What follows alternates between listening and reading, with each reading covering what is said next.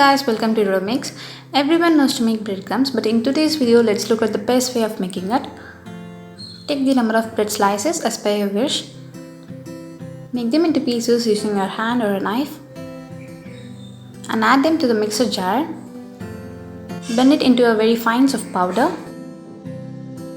Now I'm adding them to a preheated pan.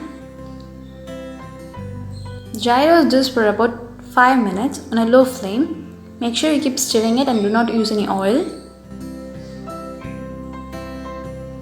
Once it turns into a mild brown color, it's time to take it off. Our feathery, perfect consistency breadcrumbs are now ready.